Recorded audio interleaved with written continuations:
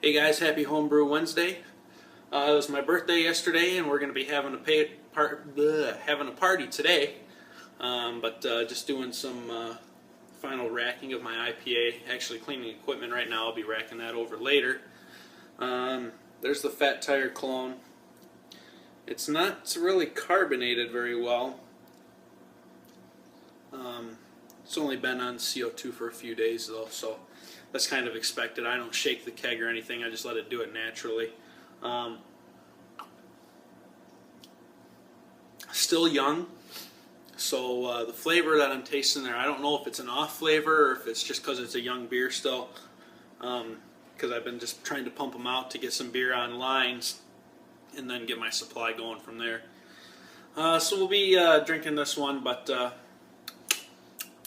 there's something off about it. I don't know if it's, like I said, I don't know if it's just because it's young or if it's actually, there's something wrong with it.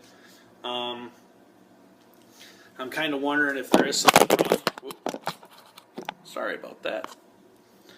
I am wondering if there is something, if there's some kind of infection. When I was looking at the carboy racking into the keg, I saw some, I don't know if it was ropiness or what, or if it was just how the yeast was forming, but I didn't like the way it looked. It was actually forming on the walls of the carboy a little bit. I've seen it before and I never had a problem, but I'm kind of wondering. But anyway, I went and bought a big old thing of PBW today. I was out of that, so I'm going to scrub everything real good, get everything real cleaned. I'm actually going to put it into one of my primaries right now, 5-gallon batch of, I got 5 gallons of water, and then I'll put in 5 tablespoons of PBW and let it soak overnight. And then I'll do the same thing with the carboy and all of my equipment. I'm just going to start cleaning everything up real good here. And the IPA, we'll rack that over and get that dry hopping. It's coming along good.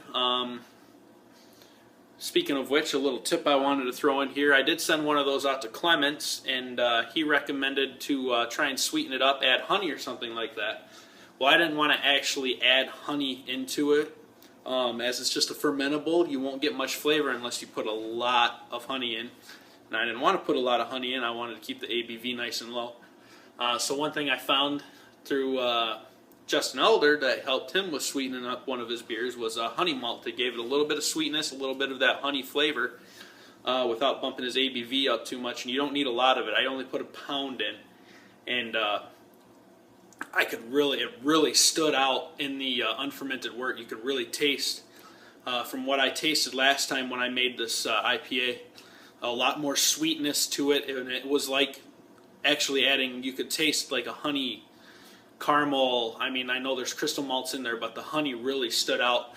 So I'm kind of excited to see how this one turns out. So with that being said, let people try your beers. I had a buddy of mine try this IPA last time I made it, and he said it was great and just to work on my water chemistry, and it'll help the hops pop more. And Kevin Clements from Clements Homebrew, go check out his channel, recommended to add some honey or honey malt, something to help sweeten it up a little bit. So I took both of those into consideration, and I utilized both of those on my last brew day of this one. So hopefully it'll improve the beer. It was a good beer to start out with. You know, Kevin didn't have anything bad to say. And in this community, nobody really has any negative comments to say. They may say things like, you know, Chubby's video last week with Paul Wicksteed from Time for Another One. You know, he said there was a little DMS right up front. That's a good thing to know for Chubby. It's not like he's trying to hurt his feelings or anything. It's just like, hey, this is what I experienced, you know. Take it into consideration for the next one. You know, it'll fix the problem, even though it's not a huge problem. I had a beer with DMS. It faded off real quick, and it's not a bad drinking beer now. If someone told me, hey, I taste DMS on this, cool, thanks for the tip. I will make sure that doesn't happen last time. We're always learning here, and we can learn a lot from each other, just as I have with the IPA. And we can also learn a lot on our own, like I think I am with this one. I'm really hoping it's just because it's young and it's a green beer, but if not, hey, shit happens and we move on. I'm going to get cleaning some stuff. This is a short video. I got a lot of work to do. So have a happy Homebrew Wednesday. Cheers, and we will talk to you next week.